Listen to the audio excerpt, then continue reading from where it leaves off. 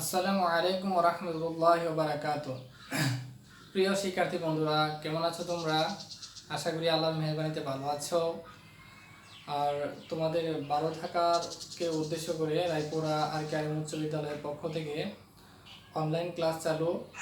আর সেই নিয়মিত অনলাইন ক্লাসে আমি মোহাম্মদ রহমতুল্লাহ, রায়পুরা আর কে আলিম উচ্চ বিদ্যালয় সহকারী শিক্ষক গণিত। ইতিমধ্যে আমাদের বিভিন্ন টিচাররা বিভিন্ন বিষয়ের উপরে অনলাইন ক্লাস করছে। আশা করি তোমরা এই অনলাইন ক্লাসগুলো নিয়মিত দেখছো, আর এর মাধ্যমে তোমরা উপকৃত হবে এবং পড়াশোনা চালিয়ে যেতে পারবে আশা করি। নিয়মিত যদি তোমরা ক্লাসগুলো দেখো এবং অনুকরণ করে থাকো। তো আমি গত ক্লাসে তোমাদের ত্রিকোণমিতিক 9.2 এর কিভাবে বিভিন্ন অনুপাতের বিভিন্ন ডিগ্রির মান খুব সহজে ম্যাজিক্যাল মেথডে বের করা যায় সেটা আমি দেখিয়েছিলাম। আর আজকে ওই ত্রিকোণমিতিক অনুপাতের বিভিন্ন ডিগ্রির মান থেকে কিভাবে বিভিন্ন প্রবলেম সলভ করা যায় সেটা আমি আজকে তোমাদেরকে দেখাবো। আমরা 9.2 এর মূলত 8 নম্বর থেকে মান নির্ণয় শুরু হয়েছে এবং 12 থেকে 17 পর্যন্ত এখানে দেখাও যে বলা হয়েছে শুধু ডিগ্রি মান জানা থাকলেই তোমরা এই প্রবলেমগুলো সহজে সলভ করতে পারবা। তো বন্ধুরা, চলো কথা না বলে যে আমরা প্র্যাকটিসে চলে যাই, দেখি আমরা কত সহজে এই মানগুলো নির্ণয় করতে পারি। তো প্রথম 8 নম্বর থেকে আমাদের প্রবলেম শুরু। নাম্বার 8, 9.2 এর 9.2 আমি পাশে লিখে দিয়েছি বোর্ডে। 1 minus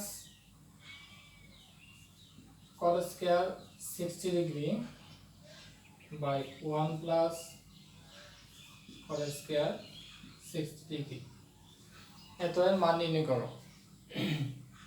তো এই মানগুলো আমরা কিভাবে খুব সহজে নির্ণয় করতে পারি সেটা আজকে আমরা তোমাদের সাথে শেয়ার করব। তো cot 60 ডিগ্রি আমরা জানি tan 60 ডিগ্রি মান হচ্ছে √3। tan হচ্ছে cot এর উল্টা, যদি √3 কে আমরা উল্টে দিই তাহলে 1/√3 1/√3 উপর আছে স্কয়ার দিয়ে দিলাম, প্লাস উপরেও 60 ডিগ্রি নিচেও 60 ডিগ্রি, সুতরাং মান একই আসবে আমাদের। এখানে স্কয়ার আছে 1/√3 উপর আছে স্কয়ার। আমি তোমাদের গত ক্লাসে কিভাবে মানগুলো বের করা যায় সহজে সে মানগুলো বের করা দেখাইছি। তোমরা মুখস্থ এবং ক্যালকুলেটর ছাড়াই সহজে মানগুলো তোমরা বের করতে পারছো গত ক্লাসে। তো আজকে আমি তারই প্র্যাকটিস করছি। তো আমরা এখানে cot 60 ডিগ্রি মান হচ্ছে 1/√3 বসিয়ে দিলাম, আর নিচেও যেহেতু cot 60 ডিগ্রি সেহেতু 1/√3 হবে। তো চলো এটাকে আমরা ক্যালকুলেশন করি। 1 মাইনাস স্কয়ারটা উপরে এবং নিচে দুটোর মধ্যে যাবে, যদি ব্র্যাকেট দিয়ে মানে দুটোর মধ্যে ব্র্যাকেট থাকে এবং স্কয়ার থাকে তাহলে স্কয়ারটা উপরেও যাবে নিচেও যাবে। তো 1 স্কয়ার মানে 1, আর নিচে √3 আর স্কয়ার রুটে কাটা গেলে বাদ দিলে হয় কি কত 3, স্কয়ার এবং রুটে বাদ যায়। আমরা জানি স্কয়ার এবং রুটকে বাদ দিতে পারি। তো কিভাবে বাদ দিতে পারি সেটা হচ্ছে এরকম যে √3 উপরে আছে স্কয়ার, আমরা জানি রুটের মান হচ্ছে হাফ, পাওয়ার হাফ, এর মধ্যে আছে কত স্কয়ার, এই 2 বাদ দিলে থাকে কত 3। এভাবে আমরা রুটকে আমরা স্কয়ারের সাথে বাদ দিতে পারি। তো নিচে আমাদের একই কাজ, 1 স্কয়ার মানে 1 আর √3 স্কয়ার মানে কত √3। তো উপরে আমাদের ভগ্নাংশের যোগ করতে হবে। 3 হচ্ছে লসাগু, 3 ওকে 3 মাইনাস 1, ঠিক নিচে আমাদের 3 ওকে 3 প্লাস 1। উপরে এখানে বন্ধুরা লক্ষ্য করো, উপরে একটা ভগ্নাংশ নিচে একটা ভগ্নাংশ, উপরের ভগ্নাংশ এবং নিচের ভগ্নাংশের হর যদি এক হয়, অর্থাৎ উপরের ভগ্নাংশের হর হচ্ছে 3, নিচের ভগ্নাংশের হর হচ্ছে 3, তাহলে আমরা হরটাকে বাদ দিতে পারি, অর্থাৎ 3 থেকে 1 চলে গেলে থাকে 2 আর 3 এর সাথে 1 যোগ করলে হয় কত 4 ইকুয়াল টু, আমরা যদি এখানে কাটাকাটি করি থাকে কত হাফ। তো আশা করি বন্ধুরা বুঝতে পারছো। আমি আবার একটু রিপিট আলোচনা করি অঙ্কটার উপরে। এটা হচ্ছে আমাদের প্রবলেমটা 1 minus cot square 60 degree by 1 plus cot square 60 degree. তো প্রথমে আমরা কট 60 ডিগ্রি মান 1/√3 বসিয়ে নিলাম। ঠিক নিচে আমাদের কট 60 ডিগ্রি আছে, সেই হিসাবে আমরা এখানে 1/√3 বসাবো। বসানোর পরে আমরা এখানে ক্যালকুলেশন করছি স্কয়ার 1 স্কয়ার মানে হচ্ছে 1 আর √3 স্কয়ার মানে হচ্ছে শুধু 3। ঠিক একইভাবে নিচের কাজটা হয়েছে। হওয়ার পরে এখান থেকে এখানে আমরা ভগ্নাংশের যোগ করলাম, অর্থাৎ এখানে লসাগু 3 3 ওকে 3 মাইনাসে মাইনাস, আর এখানে 3 এ 3 বাদ দিলে থাকে কত 1। ঠিক আমরা নিচের কাজটা একইভাবে করছি। তোমরা ভগ্নাংশের যোগ করেছো আগে, আমাদের ভগ্নাংশের যোগের ব্যাপারে আমি আলোচনা করব না। আশা করি সবাই ভগ্নাংশের যোগ পারো, আর যাদের সমস্যা আছে তারা বাড়িতে প্র্যাকটিস করে এটা সলভ করে নেব। তারপরে আমরা এখানে যেহেতু উপর দুইটা ভগ্নাংশ, উপরে একটা ভগ্নাংশ নিচে একটা ভগ্নাংশ, উপরে ভগ্নাংশের হর হচ্ছে 3 নিচে ভগ্নাংশের হর 3। যদি উপরে ভগ্নাংশের হর এবং নিচের ভগ্নাংশের হর মিলে যায় তাহলে আমরা হরকে বাদ দিতে পারি। এই 3 বাদ দিলে থাকে কত 3 থেকে, যদি আমরা 3 থেকে 1 বাদ দিয়ে মাইনাস করি তাহলে হর থাকে 2, 3 + 1 মানে হচ্ছে 4। এটাকে আমরা কাটাকাটি করলে 1/2। তো বন্ধুরা সহজে আমরা এই মানটা নির্ণয় করে ফেললাম। আমরা আরো কয়েকটি প্র্যাকটিসে যাই, দেখা যাক সেটা কিভাবে নির্ণয় করতে হয়। যেমন 9 নম্বর 9 tan 45 degree sin square 30 degree into tan 30 degree tan 60 degree. এটা হচ্ছে আমাদের প্রবলেমটা। আমরা এখানে মান বসাবো। আমি তোমাদের tan এর মানগুলো কিভাবে বের করতে সেটাও দেখিয়েছিলাম। tan 45 ডিগ্রি মান হচ্ছে 1 আর sin 30 ডিগ্রি মান হচ্ছে হাফ। আঙ্গুলের সাহায্যে কিভাবে মান নির্ণয় করা যায় সহজে সেটা আমি দেখিয়েছিলাম। সাইনের ক্ষেত্রে আমাদের ডানে আসবে, এটা হচ্ছে 30 ডিগ্রি। 30 ডিগ্রি যে পাশে যেহেতু একটা আঙ্গুল আছে তাহলে আমাদের মূল সূত্রটা ছিল √2, তাহলে 1 বসাইলে থাকে কত হাফ, অর্থাৎ একটা আঙ্গুলের জন্য হচ্ছে উপরে 1, এর মানে হচ্ছে sin 30 ডিগ্রি মান হচ্ছে হাফ। tan 30 ডিগ্রি মান হচ্ছে 1/√3, এটা আমি দেখিয়েছিলাম বন্ধুরা। তারপরে tan 60 ডিগ্রি মান হচ্ছে √3। তো 1 দিয়ে গুণ দিলে মানের কোনো পরিবর্তন হয় না, সেক্ষেত্রে 1 ইনটু অবস্থায় 1 এর কোনো ভ্যালু নাই। তো 1 স্কয়ার মানে 1, 2 স্কয়ার মানে হচ্ছে 4 ইনটু এই √3 বাদ দিলে থাকে কত 1, অর্থাৎ 1 আমরা না লিখতে পারি, কারণ 1 দিয়ে কোনো সংখ্যা গুণ দিলে ওই সংখ্যার মানের কোনো পরিবর্তন হয় না। সেক্ষেত্রে आंसर হচ্ছে আমাদের 1/4। দেখো বন্ধুরা কত সহজে শুধু ডিগ্রি মান জানা থাকলে এই অঙ্কগুলো আমরা সলভ করতে পারছি। তো আমরা পরবর্তী আর কয়েকটা প্র্যাকটিস করি।